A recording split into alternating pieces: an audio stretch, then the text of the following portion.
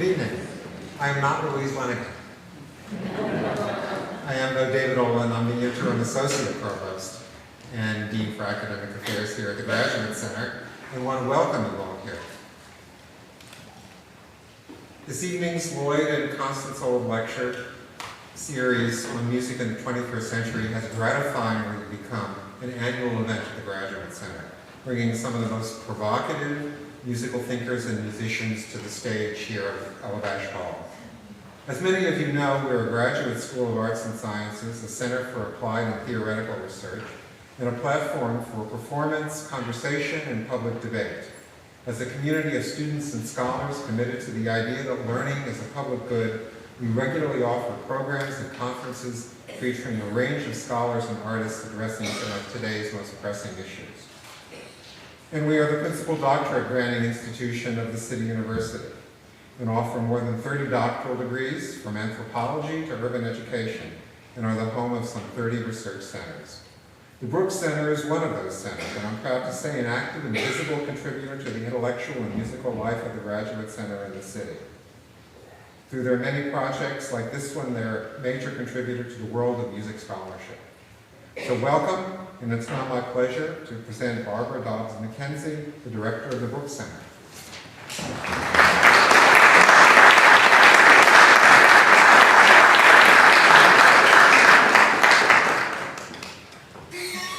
Thank you, David, and good evening, everyone.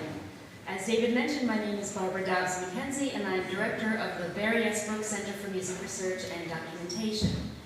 It's my great pleasure to join David in welcoming you here to the CUNY Graduate Center for the 5th in our lecture series, Music in 21st Century Society. First, let me briefly introduce our center to you. The Brooks Center is a scholarly facility closely associated with the doctoral programs in music here at the Graduate Center. Its objectives are to provide a setting for wide-ranging research and documentation activities in music, and to disseminate the results of its activities to the scholarly community and the world at large through publications, conferences, exhibitions, and public events such as tonight's. Currently, there are 10 projects at the Brooks Center comprising the study of Iberian music, musical life in New York City in the second half of the 19th century, French and Francophone musical cultures, and the history of music as represented in art images, among others. The Brooks Center also houses Répertoire International de Littérature Musicale, more commonly known as RILM, which publishes RILM abstracts of music literature. Now on to tonight's event. The Brooks Center series, Music in 21st Century Society, aims to present talks and debates by major cultural figures, addressing the changing consumption, creation, contexts, and valuations of music in today's society. The series is inspired and supported by Constance Old and her brother, the late Dr. Lloyd Old. Constance is a landscape designer with a lifelong fascination for the performing and visual arts and their relationship to culture. And her brother, Dr. Lloyd Old, has been called the father of modern cancer immunology for the seminal discoveries he made about the relationship between cancer and the immune system. For years, the Olds shared a passion and curiosity about the role of music in contemporary society, and this series, which was inaugurated in April 2012, is an outgrowth of that shared interest. Sadly, Dr. Old died in 2011, a few months before the series was inaugurated by the late, great Charles Rosen. But his sister, Constance Old, has steadfastly carried on the series since then. Other events in the series have featured the eminent music writer and critic, Paul Griffiths, the composer Philip Glass, David Harrington, the founder of the Kronos Quartet. And tonight, we're very honored to have with us Roger Scruton, who will be joined by Greil Marcus and the Perspectives Ensemble. So I'd like to take a moment just to thank our donor, Constance Old, and the late Dr. Lloyd Old for making this series possible, and the Jarvis and Constance Doctoral Family Foundation and the Cy Newhouse Foundation for providing additional funding in support of the performance of the Perspectives Ensemble tonight. And I would especially like to thank Anthony Pizal, my colleague here, who has created all 5 of the events in this series, meaning he's done all the hard work. And finally, we're very grateful to the support of the Public Programs Office and the excellent music programs here at the Graduate Center, our partners in bringing you this series. Let me outline the way the evening will proceed, and then I will introduce tonight's speakers. First, we'll hear a talk by Roger Scruton. Then there will be a musical interlude by the Perspectives Ensemble, and they'll play works by Rochberg, Tippett, and Webern. Then Greil Marcus will join Roger Scruton for a conversation, and finally, there'll be a chance for a question and answer session with the audience. So now it's my great pleasure to introduce our esteemed speakers this evening. Greil Marcus is a renowned music critic and journalist who focuses on music and American culture, and is often noted for producing scholarly and literary essays that place rock music in a broad framework of culture and politics. He has been a rock critic and columnist for Rolling Stone, Cream, The Village Voice, and Art Forum, and has written a string of books, notably among many others, Lipstick Traces, A Secret History of the 20th Century, The Old Weird America, The World of Bob Dylan's Basement Tapes, The Doors, A Lifetime of Listening to 5 Mean Years, and The History of Rock and Roll in 10 Songs. He's taught graduate courses at the University of California at Berkeley and the New School, and this fall he's a guest lecturer here at the Graduate Center. And now our guest of honor, Roger Scruton, who specializes in aesthetics with particular attention to music. He has written over 30 books, fiction and nonfiction, 3 of them published just last year. His books include Art and Imagination, The Meaning of Conservatism, The Aesthetics of Music, Why Beauty Matters, and How to Be a Conservative.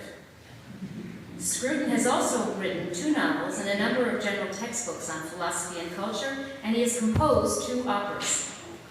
He's been involved in the establishment of underground universities and academic networks in Soviet-controlled Central Europe during the Cold War, and last year he became a senior fellow at the Future Symphony Institute, a think tank dedicated entirely to classical music, with a mission of formulating a strategy for the renaissance of live classical music.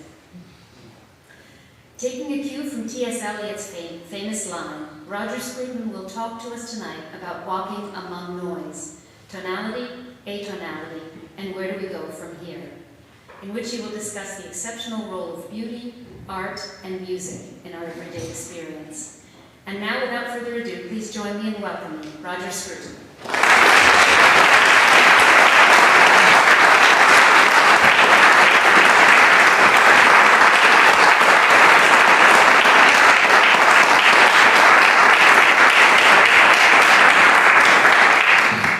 Thank you very much for that warm introduction.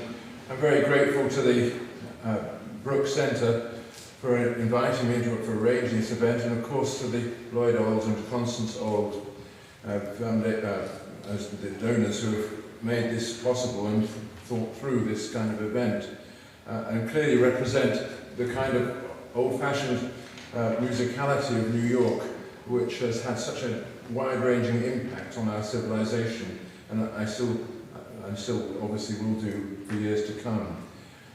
It's a very difficult topic that I have to address, and I've been discussing it by email with Anthony Pizza, who has been very helpful, and in the way that American academics tend to be helpful, saying, yes, that will do too, for everything that I proposed. So finally I've come to conclude that I must just follow my own instinct about this and address the questions that most interest me about the relation of music to the culture of today and to the future of the classical tradition. And I assume that on the whole, it's the future of the classical tradition that is of the greatest concern to us, given the fact that pop music seems to have an indefinite future without anybody thinking about it. And I think the first thing that we need to do is to understand exactly what the classical tradition is, what it has given to us, and how it is that we engage with it in the present world. Clearly, it emerges from a long tradition of performance based upon the fact of listening. and listening largely in silence. It's not often recognised by people that very few human beings do listen in silence, except when they're hunting or being hunted. To do so in a group, as you're doing now, is a rare thing and requires some particular sense of the meaning of the thing that you're attending to. The primary experience of this, of course, among our ancestors, was the religious experience. Sitting in silence while somebody chanted or prayed or invoked the deities, or simply listening lest the deity might appear of his own accord. And that experience is in the back of all our minds, or at least in the bottom of all our experience, and is clearly comes to the surface in many different ways in our everyday lives today. And we still feel it in the concert hall. They're echoes of the church, echoes of the act of worship, which are there in people's concentration and sense of being in the presence of something transcendent, or something that doesn't fully belong to this world, but is briefly making itself known. There are two major inputs into the maintenance of that tradition, of that experience. One is that of the experience of making music together, and the other is the experience of listening in silence, as I say. For us, the many uses of music in singing, dancing, and accompanying other activities are uses of it. They are not the primary activities. The primary activities are the making of music and the listening to it. Even song in the classical tradition is something like an application of the musical language. The emergence of the lieder in the early 19th century is an example of this. It came into being, of course, because people need to sing, and especially when it matters dealing with love and the ordinary tragedies of everyday life. But Schubert and his followers changed the song into something completely different, borrowing the language that had been refined through the classical sonata and applying it to the act of singing, so that the singing was, as it were, rescued from ordinary everyday life and brought in to this great tradition of silent listening. This is the tradition that we've inherited, but everybody knows it has encountered certain problems. Two in particular, an internal problem and an external problem. The internal problem is that at a certain stage, the classical tradition came up against the accusation that it had run out of things to say. That to hold on to and keep on writing in the old forms of tonal music was to produce cliché and kitsch. And this accusation, articulated first by Schoenberg and picked up by Adorno, who made a kind of life out of repeating this accusation, is something that is still in everybody's mind. Adorno, as I'm sure you know, began life as a pupil of Berg. He was a highly competent musician who composed a few small pieces of his own, and at a certain point came as an exile to America in flight from the Nazis, and repaid the enormous hospitality with which Americans greet all people from Central Europe by spitting upon the surrounding culture. He said he was lucky enough to be in California, in the midst of Hollywood, and found in Hollywood the confirmation of everything he disliked about the human condition. He wasn't the only one. Americans who respond very quickly to criticism started joining in. And there's a point to what he said. That somehow these old devices, that, like the diminished seventh harmony, which sounds so fresh and electrifying in Mozart and Beethoven, can no longer be used, can no longer be sincerely used. If you do use it, it sounds banal, it's a cliché, and therefore we must jettison it and find a completely new language. That was said of music then. Of course, it was said also of architecture, with, in my view, disastrous results, which you can see all over America. The abolition of the old architectural styles, the classical tradition, and the replacement by the vertical structures with glass screens hanging on them. And this is the ultimate result in architecture has been extremely distressing, but nobody knows how to go back. And going back, it seems to be precisely what we shouldn't do. We must find a way forward which can perpetuate what we had without producing something completely empty. So that's the internal problem that the classical tradition encountered, but there's an external problem too, the growth of a new kind of popular music that seems very hard to integrate into the classical language. So that a division opens between serious listening on the one hand and the spontaneous singing and dancing of the people on the other. And it begins to look more and more as though classical music is a narrow occupation of aging people for whom there is no hope of a voice in the future. At the time of Mozart, this was not so. The magic flute was presented as a singspiel in competition with the other popular shows and popular songs of the Vienna of the day. This is true of the 19th century too. The Strauss waltzes, which use the same musical grammar as the surrounding classical culture, the grammar that is used by Brahms, for instance.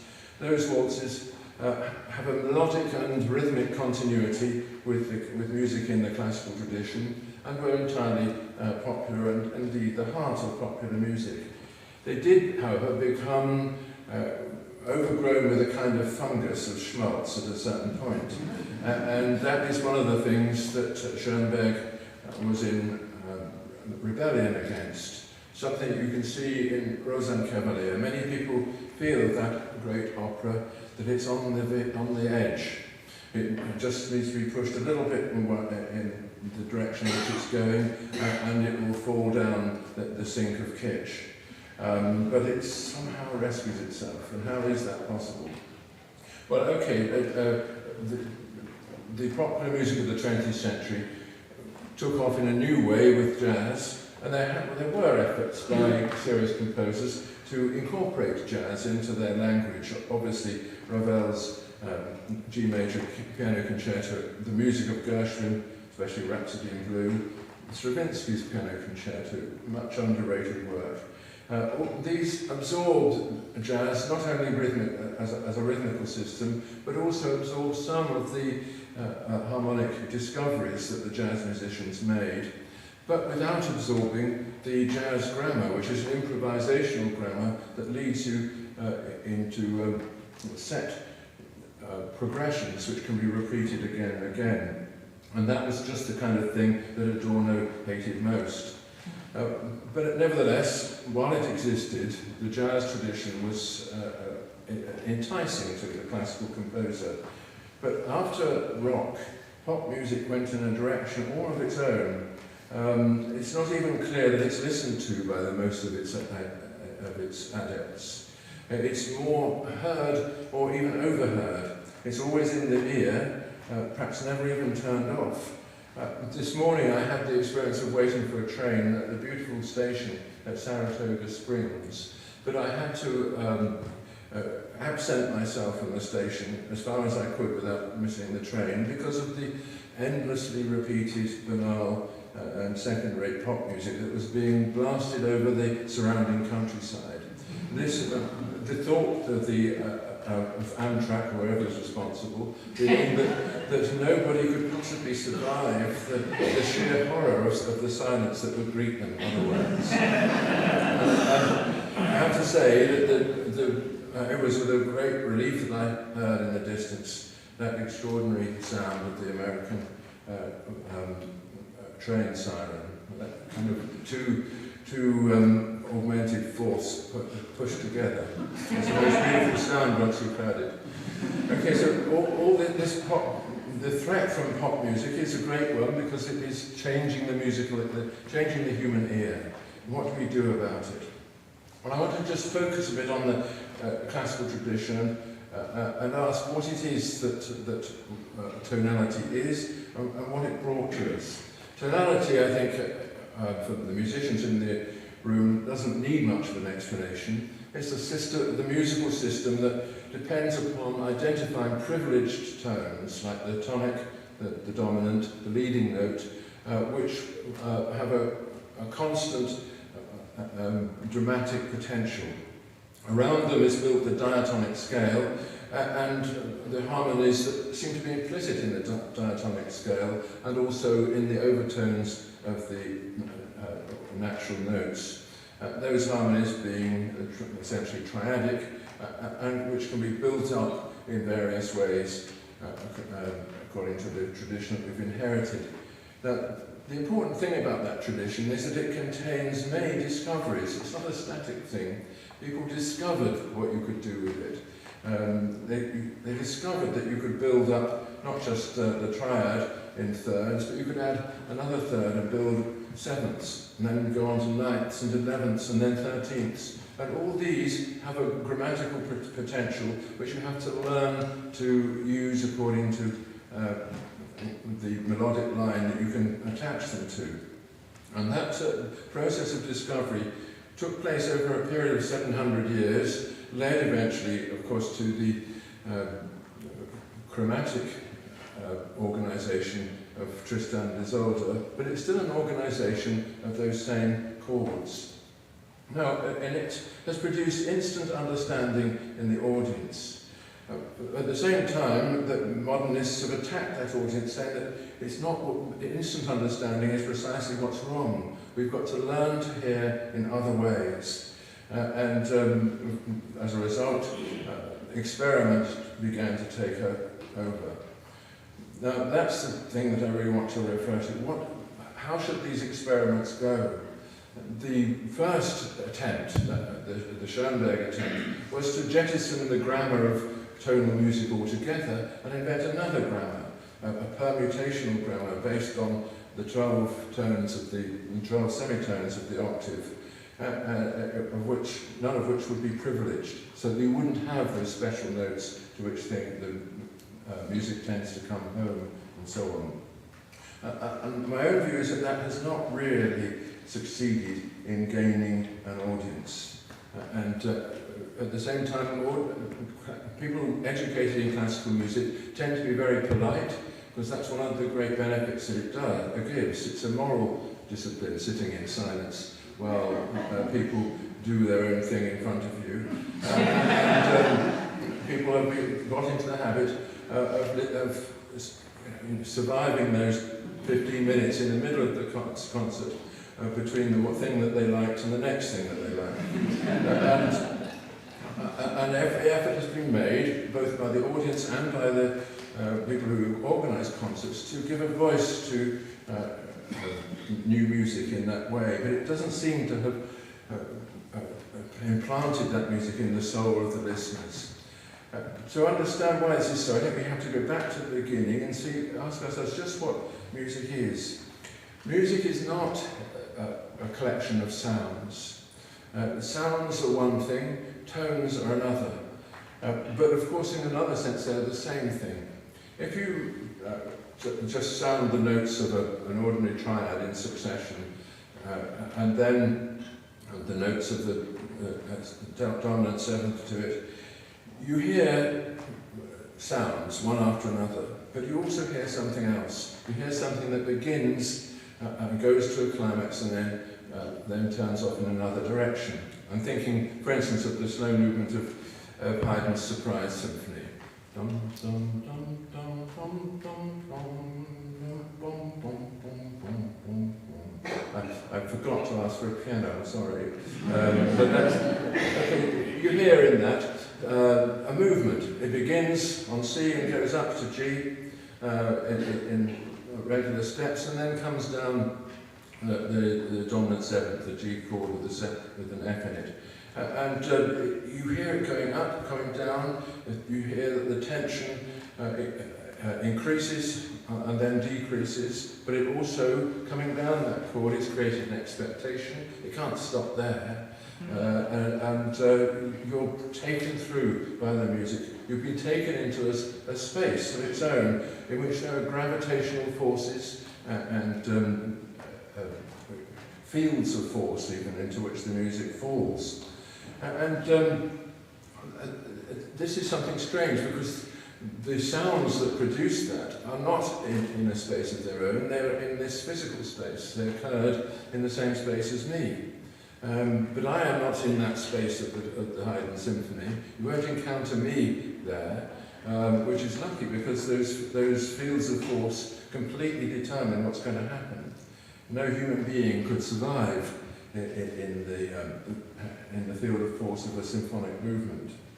Now I want to I want to emphasize that you can't describe what is going on in those simple basic movements in music without speaking of a musical space, gravitational forces and so on. In describing the music, you're not describing sounds heard in sequence, you're describing a kind of action in musical space in which things move up and down in response to each other.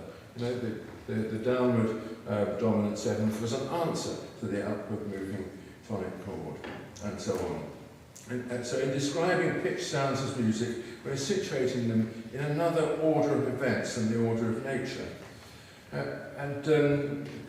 This is not so different from what goes on in a picture. When you see a face in a picture, you're not seeing pigments spread on a canvas, you're seeing a face. But there's nothing to the face other than those pigments spread on the canvas.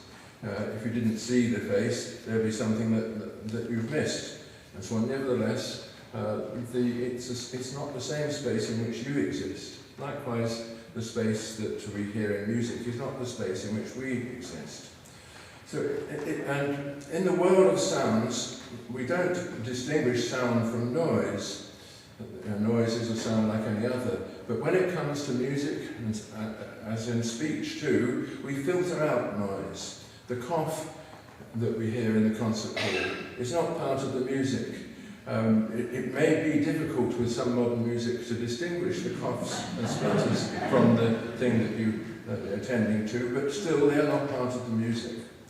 The music occurs in that other space which is created by the field of force which binds the tones together. So, and I think this is one of the things that the diatonic tradition, the tradition which stretches from medieval plain chant right through to the works of people like Mahler, what we get from it is that sense of a musical space which is ordered in itself, in which events occur, which create forces and respond to those forces, and which are governed by a principle of movement and action. There are various experiences which are very important emerging from this. For example, the experience of closure. The scale has points of rest and tension. It ended, the Haydn example ended on a point of tension. You can't stop there, you've got to go back to the tonic. And the tonic is a point of rest. Now, not all scales do have points of rest.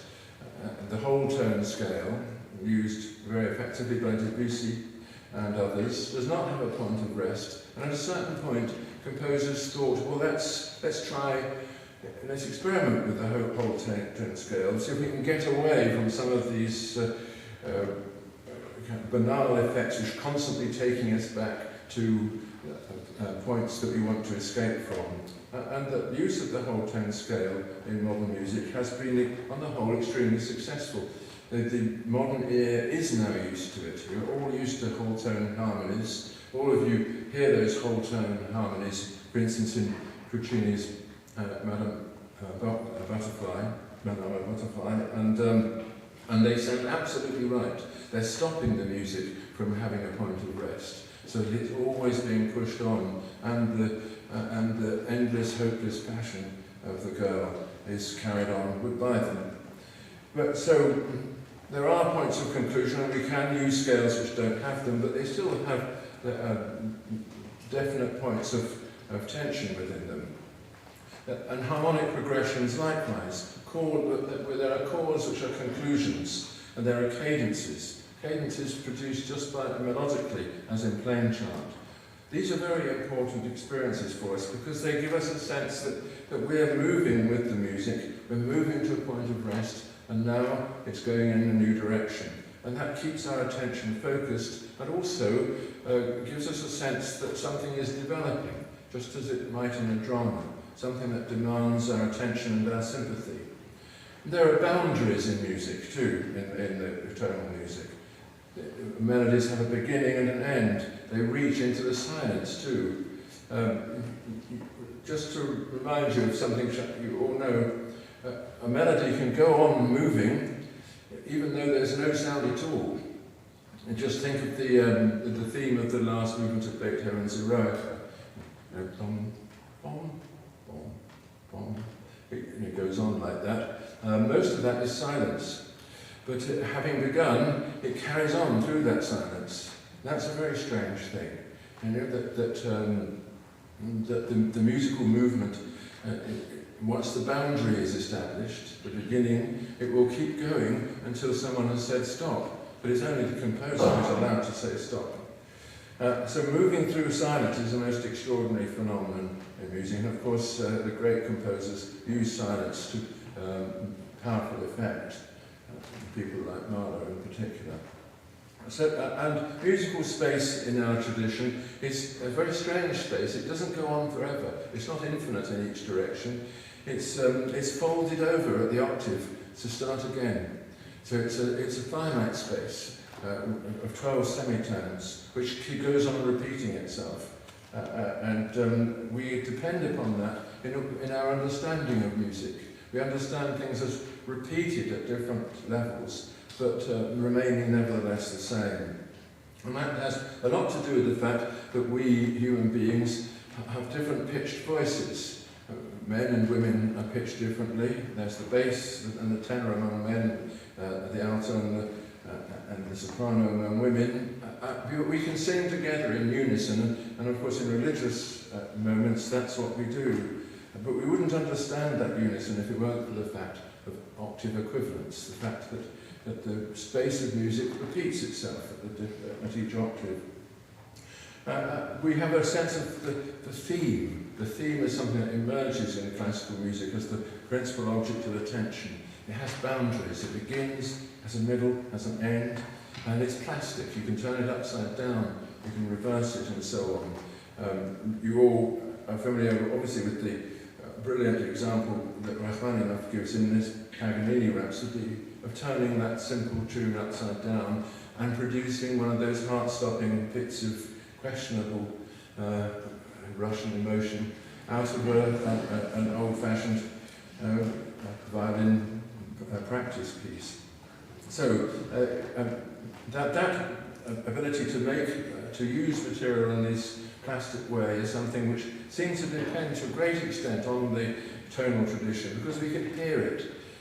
Now, the serial music of Schoenberg also involves lots of devices of turning things around, putting mirrors in front of them and so on, but very rarely do you hear this unless somebody has pointed it out to you.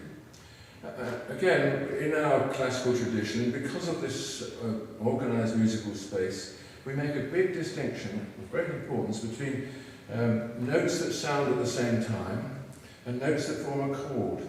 We distinguish harmonies, in other words, from simultaneities. And we do this partly because the tonal space pushes things together. Even if the chord is a huge discord, we can hear it as a chord because we hear it as arranged in that shared space, which is organised tonally.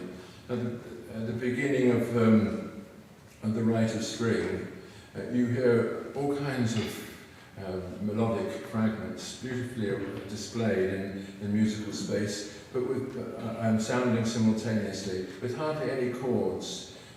Although of course extremely complex harmonically, then suddenly the dance of the adolescence that follows, you hear a great big chord crashing in the bass, which contains something like 9 semitones in it. But you hear it as a chord, even though it's a terrible discord because it has occupied that space completely.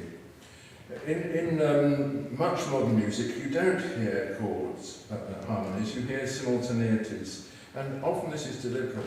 In Webern's Bagatelles from the string quartet, which we're going to hear, you will hear the notes as though they had been each given a separate electric charge, a negative charge, which, as it were, repels any other note from clinging to it. And the sound is exquisite, beautiful, everything is purified, but somehow nothing can come together in a chord. It is always only a simultaneity. It's as though we're observing a kind of Browning movement in an electronic microscope.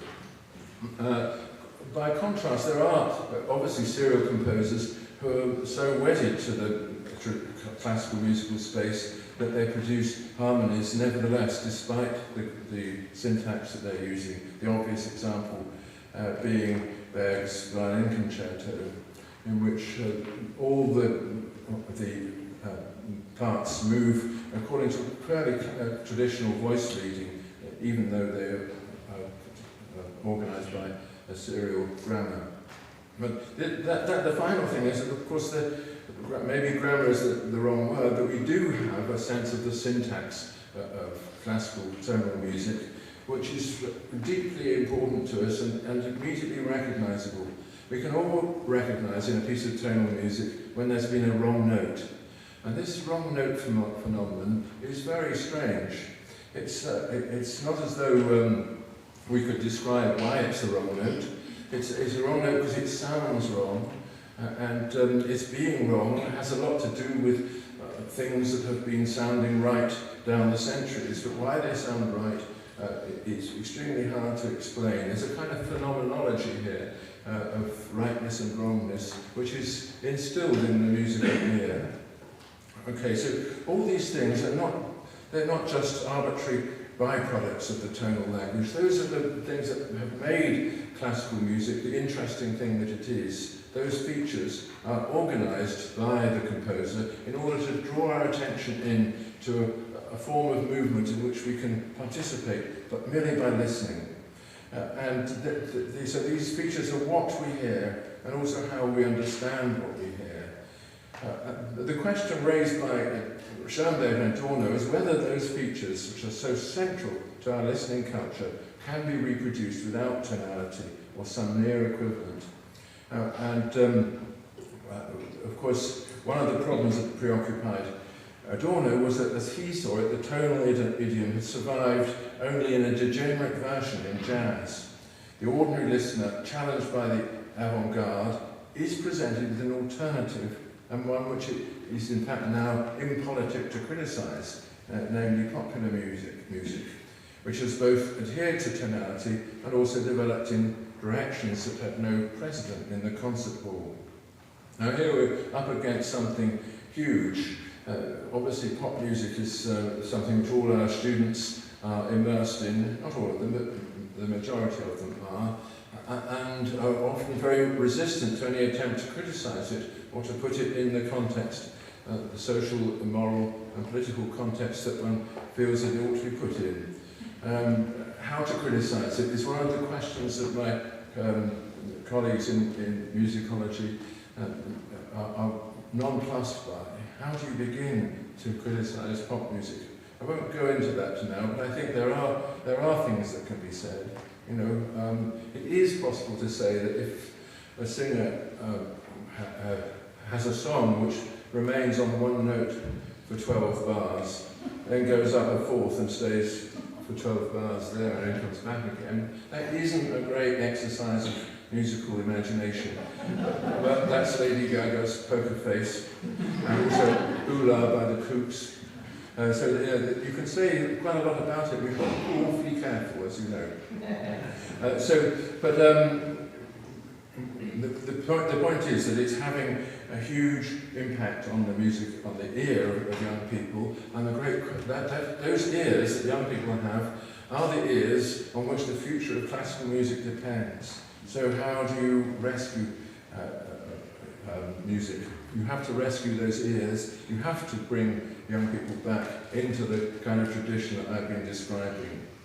And this is one of the problems that modern composers have. I have no real advice for the contemporary composer except this, that you shouldn't reject tonality entirely, but work if you can to renew it. And if there are useful effects to be taken from the avant-garde, borrow them, so long as you can do so without losing the musical line and the fundamental structure. So, in conclusion, I want to look back at two composers of an earlier generation, both now dead, who wrestled with the question of tonality in their own way and came up with very different answers. The first is George Rochberg, the American composer, known for his attempts to write string quartets in the spirit of Beethoven, which is presumptuous in itself, of course, and often using quotations from the masters in order to fix himself in the tonal tradition. Now, Rochberg was educated as a modernist, and for 20 years or more he composed serial music, teaching in the music department of the University of Pennsylvania, and obeying all the usual strictures of the avant-garde, avoiding melody and tonal progressions, and writing music for the educated listener. Then, in 1964, his teenage son died of a brain tumour. Urgently needing to express his grief, Rochberg found the serial idiom entirely incapable of meeting that need. It seemed sterile, abstract, intellectual in the negative sense, as though it had been deliberately cleaned of all reference to human feeling. So he set about composing a tonal idiom, modelling himself on the Beethoven quartets, because they were the deepest example that he knew of music that doesn't just express emotion, but lifts that emotion towards the transcendental, towards the only realm where any consolation for grief of this kind could possibly be found. Now, it became very controversial as a result of this. Some people thought this is a fantastic, liberating gesture. At last, I can follow my musical instinct instead of obeying the rules. But, of course, many were more censorious and said this return to tonality is a complete reversal, and it's simplistic in its conception of melodic movement and so on. We'll be able to hear a famous example, the variations on Pachelbel's Canon in D from Rochberg's Sixth Quartet, which will help us to consider the question whether this is new music in an old idiom or merely pastiche. I mean, Pachelbel himself was as near to kitsch as you could come at the time when he wrote, but obviously there's an attempt to rescue something here. The other composer I want to mention is Sir Michael Tippett, who is a contemporary of Benjamin Britten, never tempted by the idea of serial music, but during his long career he adhered to tonality as an organising principle. But it was tonality with a difference, a melodic inspiration that strayed well beyond the bounds of harmonic closure, a jaunty sense of rhythm that kicks over the bar lines, and a harmonic language influenced through and through by Bartók and Stravinsky, but also harking back to early masters such as Purcell and Corelli and Wills. So around the time Rochberg went tonal, Tippett went polytonal and went in a new direction, but he came back in his later days to his earlier quasi-tonal idiom, of which his second string quartet, which was written during the Second World War, is, I think, a perfect example. He achieves, in my view, a great freshness of melody, rhythm, and harmony, which are entirely his own. But just how he does it is something that we might want to discuss. So now I have run out of time, which is just as well, because I've also run out of things to say. I'm now to introduce, I think, is it for me to introduce the string quartet, the members of the Perspectives Ensemble, who are going to play us, first of all, the Pachelbel variations from Rochberg's Sixth Quartet, and then Tippett's first movement of Tippett's Second Quartet, finally the six Bagatelles of Anton Webern. Thank you.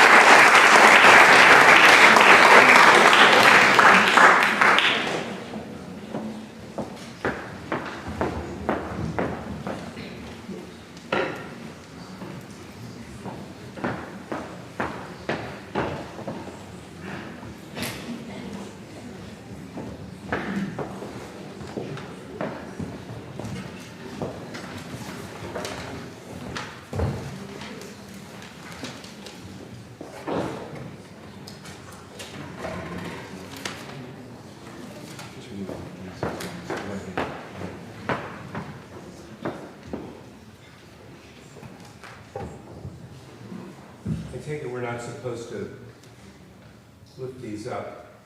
My name is Greil Marcus, and it's a privilege to be here.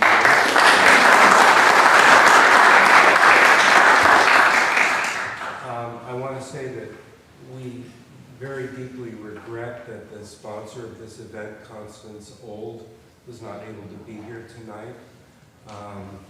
But I believe she's watching on a live stream. I hope so. If so, Constance, we wish you a speedy recovery.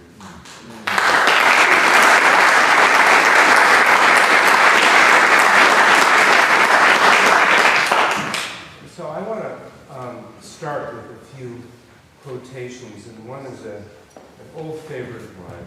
We can't hear it? All right, thank you. This is from an anthropologist named James C. Ferris, and he was commenting in an issue of Current Anthropology some 30 years ago on an article by the art historian Whitney Davis called The Origins of Image Making. And Whitney Davis, in an article in the same journal, was trying to account for the beginnings of art. And this was Ferris's comment: can we predict from Davis's generative approach the images that came to characterize the Upper Paleolithic? Why these images rather than others? Nor will this approach to capacities, what people are able to do, account in any non-trivial sense for fascism, belief in afterlife, the periodic table, rock and roll, or the incest prohibition.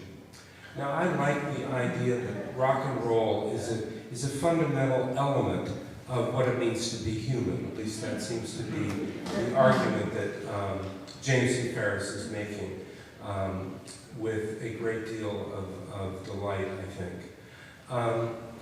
Now, Roger Scruton, among his many books, is a wonderful book called The Soul of the World, which is about the disappearance of the sacred dimension of life in the modern world, and how it might be retrieved and restored. And one of the areas of life that he focuses on is music.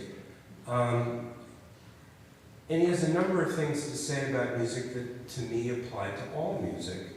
Music is a perceived resolution, the conflict between freedom and necessity, made available in a space of its own. It is a reality that cannot be grasped from the ordinary cognitive standpoint. And it's there where the element of the sacred, the element of the religious dimension that Roger Scruton was talking about earlier, can be present, I think, in any music. Certainly in rock and roll, in pop music, in blues, in jazz. There are moments when the listener, whether the listener is listening in silence or not, is overcome with a sense of the unlikeliness, of the listener's absolute inability to account for what is happening, what he or she is hearing. And the listener becomes overwhelmed with a sense of awe, a sense of impossibility, a sense that something is taking place beyond mere intention, that a composer, an artist, or performers, musicians, or singers' intention cannot at all account for. And a sense of the presence or the intervention of some exterior force beyond the ordinary cognitive standpoint, the intervention of some external intelligence or even gnosis. Bob Dylan, working on his song Like a Rolling Stone, he says, when I write a song, I'm not thinking about what I want to say. I'm just thinking, is this okay for the meter? And then he says, but with a song like that, it's like a ghost is writing a song. It gives you the song and it goes away. it goes away. You don't know where it came from. So I think that this sense of the unlikely, this sense of something from, that music contains the sense of something beyond the ordinary cognitive standpoint, is fundamental to all music. And so I wonder, Roger, what you think about it. That's a... Is this working? Yeah, it's a very challenging suggestion because, of course, I would like to make a distinction between music that does that really does try to aim beyond the ordinary day-to-day rhythms of everyday life, and music that stays locked within those rhythms. But I agree with you that, of course, you can't say, even if you want to say, as I do, that the classical tradition has a monopoly of meaning in music. There is plenty of meaning outside the classical tradition. But I also think, and this is something which I didn't talk about, but I think it's absolutely fundamental to the future of any art form, that the life of an art form depends on making judgments. Just say, let it all happen, or anything goes, it is actually renouncing the main artistic obligation, which is to find the things which improve, which amplify the human condition, which give something to it which is more than it has without that art. You know, and I think that if you were to talk about pop music, which I didn't really want to do, one would still have to go in with the sense that there is a difference between the pop music which tries to lift the listener out of the ordinary and give a sense of the meaning that lies beyond the ordinary, and pop music which just is a part of the ordinary. I think we can see this when you consider how much of pop music is made by machines, EDM, house, all that stuff. You press a button and it comes on. The stuff that drove me mad at the railway station this morning was entirely backed up by a rhythm machine. That place where a human being most of all should be had been confiscated by a mere mechanism. And I think this does happen in a lot of pop music, a lot of music that people just overhear. And it has an addictive side to it. It brings you down to the level of instant gratification. Just press the button and the rhythm will go on, and you can go on all day like that. I want to say that there is, in the better sort of music, whether pop or classical, there is the standing back and the act of contemplation, the entering of that unreal space, which is unreal from the physical point of view, but more than real from the spiritual point of view. Well, I have very strong Luddite tendencies myself, but I'm wary of drawing a fundamental distinction between humans and machines. I think of Truman Capote saying of Jack Kerouac, "That's not writing, that's just typewriting." Which, for the time that he said, given that Mark Twain learned how to write on a typewriter, seemed a little precious. And we've all had experiences, or some of you are not old enough to have the experience of having to make the transition from a typewriter to a computer, and the sort of rush of pleasure and delight that can create. Nevertheless, I think that, you talk about standing back and having as a goal, having as something before you to reach this sense of music as something that, as you said, in a space of its own. That can also happen in the act of music making, without somebody saying, well, I have a transcendent goal in front of me. And I think, I actually don't understand your position that the classical tradition has a monopoly on meaning. There are all kinds of traditions. Nothing exists in a vacuum. And, you know, you spoke of the oppression today, waiting for a train, and certainly canned music can be extraordinarily oppressive. I had an experience today at the 34th and Herald Square Street subway station just up the street from here. And I was coming up the stairs, and I heard somebody playing an electric guitar, and it was atonal, with extraordinary confidence. Notes were just shattering in every direction. It was very loud. It was tremendously abrasive, and it was absolutely full of life. And I walked up to find who was making this noise, and it was a middle-aged man wearing a crown with a sign with his name, Remy Francois. And he was playing House of the Rising Sun, and he was cutting it into pieces. He was breaking it apart. He was shattering it. And yet there was something about the melody of this song that held its shape, that could not be taken apart. And he persisted on this, playing out the string, playing a song that goes back into the 19th century, first recorded in the 1920s, then from a version by Bob Dylan in 1962, made into a worldwide hit in 1964 by the Animals, and entered the consciousness of people globally, and where it remains. And he was affirming that tradition by, in a way, saying that it could not be broken. There's infinite ways of seeing and feeling and experiencing meaning from that little concert that Remy Francois was performing today. So I don't understand how any one tradition could have a monopoly on making meaning.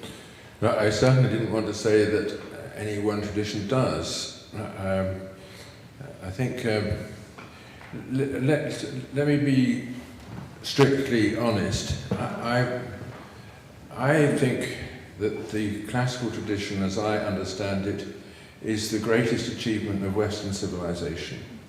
And it contains within it a reflection on the human condition which has no match elsewhere. And you know, that's a heretical view from lots of standpoints, but that's what I think. It doesn't follow that there are other human enterprises which haven't captured something equally, well. There are bits of the meaning of life that have yet to be embodied in Western classical music. That is entirely true. But still, I feel one should, if one has that experience of something, of a great spiritual achievement that has been handed on down the centuries, one should hold on to that and try and understand it. I don't want to close the door to competitors or anything like that. Yeah, I'm not casting an adverse judgment on all the other possibilities. I want to say something positive. So to do that, I have to talk about the thing which I really know and understand. I don't really know and understand pop music. I've always thought it would be a waste of my time. I could perhaps give the remaining 3 or 4 years of my life to this enterprise, if you think I should. I don't think anybody should do anything other than what they feel makes them most alive.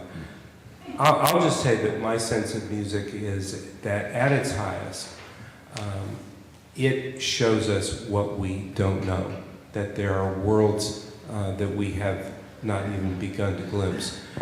So with that, we have not a lot of time for questions from the audience, so we should move to that. You have to give me a second.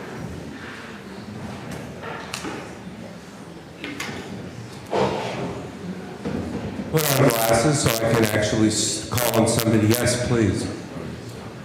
in a red shirt. Yeah.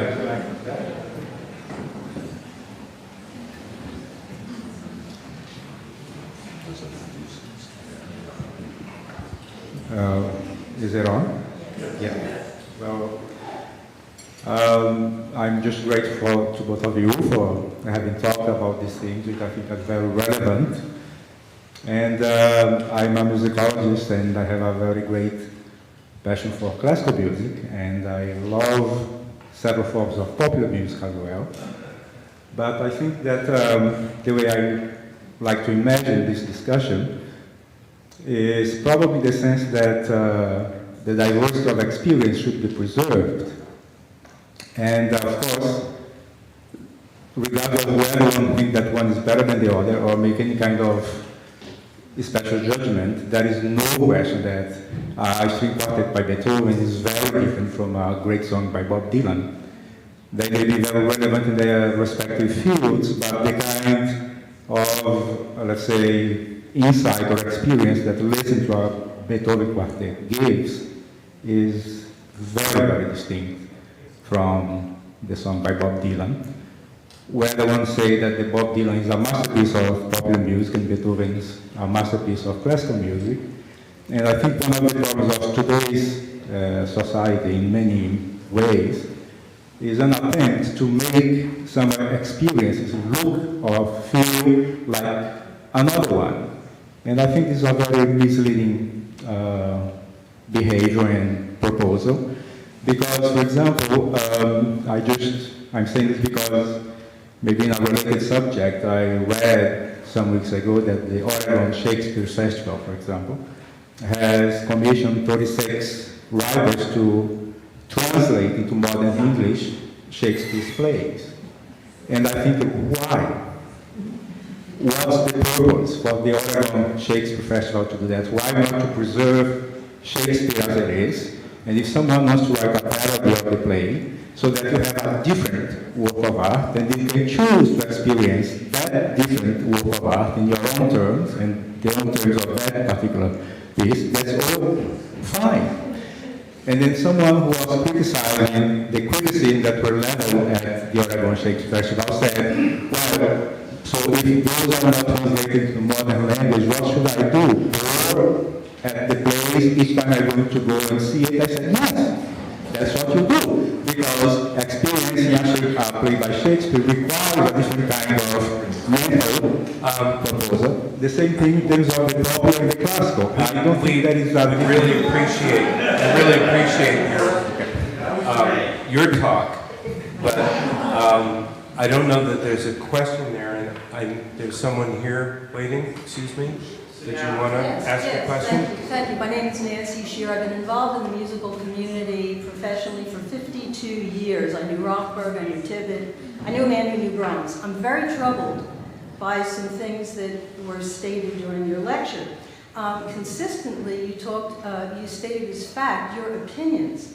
And I was a little troubled by your estimation of Rosenkavalier and the Russian, I think you said something about Rachmaninoff, questionable Russian emotion. I think that's one of the problems now with classical music, is that there's not enough emotion and there's not enough expression. And certainly today, to say that contemporary music is atonal, there's a tremendous amount of tonality that's come back into classical music, certainly within the last 20 years. And another thing that troubled me a lot is that nothing was mentioned about the quality of performance. You can have these fabulous, magnificent, beautiful scores of Beethoven, Rachmaninoff, I will include him, Mahler, Wagner. If it's not performed beautifully, which Stokowski called its second birth, it is not going to appeal to audiences, and it's a problem today. Thank you. Would you respond? Yes. Obviously, I had 30 minutes, so I didn't refer to everything. I was fairly selective. And of course I made judgments, because judgments provoke people like you to think and respond. Yes, but I don't want to go back on my judgments, but I would like to say that in the natural condition, this is not a natural condition, I would sit down and try and justify them. I think that I've said this already, if you detach art of any kind from the activity of judgment, you're detaching it from life. And I think you're showing that yourself. Your life is in what you're saying, as it is in your adverse judgments of what I've said. No, but I think fact is fact, and if you're going to state an opinion, especially if there are people here who are not part of the profession, a lay audience, I think that separation, it's a responsibility to them to be made, that it is not fact, that it is in fact opinion. We have time for one more question. Please. Something nobody ever talks about, and I think it's because it's kind of terrifying in its implications, is the fact that classical music used to have a tradition of improvisation. Bach, Beethoven, and Chopin, to list just 3 examples, were all renowned improvisers. I think some people even said Chopin's improvisations were superior to his composition. But by the end of the 19th century, that tradition was pretty much gone, with the exception of the French organ school. Now, I'm a jazz musician, and I am sort of used to people in this context reducing jazz to a positive footnote at best. And unfortunately, I kind of feel that's what you did, although that was basically what I expected, and I agreed with much of your talk. But the jazz pianist Bill Evans considered himself to be part of the continuation of the tradition of classical improvisation in some respects. And I guess my question is, given that by the 1940s jazz was no longer a popular music, it was just as much of a music for listening as classical music, and that it is something, although you spoke of it as something that sort of no longer exists, it is very much something that exists today, at least as much as academic classical music. Why is jazz less important, especially in the American context, to continue than classical music? Well, I didn't want to imply that it's less important. As I'd have to say again, I was talking about what I know about and why that is important. I do think that you're absolutely right to emphasize the role of improvisation in classical music. Certainly, without improvisation, Bach would never have made the harmonic discoveries he made, and the classical language would be deficient. But of course, we have to remember that everything was overtaken at a certain stage by mechanical reproduction, and now everything is fixed on a disc or in digital form, and this is bound to have a negative effect on the improvisation, on the tradition of improvisation, because it gives you the sense that the real work of art is, as it were, set forever, set in stone. You can't adjust it. So improvisation is thought of as something else than something other than composition.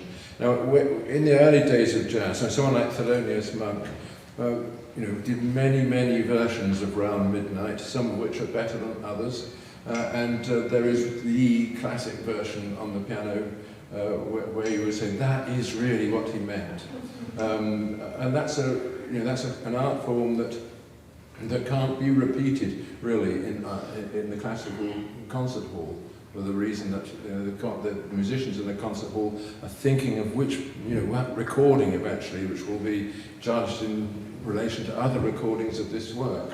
Do you think that, if I may ask just a very quick follow-up, do you think that equally as important as things like tonality for classical music, for the continuation and revival of classical music, a revival of classical improvisation, if possible, wouldn't be equally as important in keeping it from just being a purely academic music, which has basically become over the past century? I'm not quite sure what... I think... A music of the letter rather than the spirit, essentially. Right. I think that tonality is vital to the whole tradition of improvisation as we have it, because you're improvising, especially in jazz, you're improvising around a melody and around a harmonic sequence which makes sense in itself through the tonal language. I doubt that... Okay, you might think that Webern's Bagatelles sounds like improvisation, but I would bet that nobody's ever tried to improvise the next one. This is something which is totally thought through and put down on paper. Thank you. Thank you all for coming. I wish you had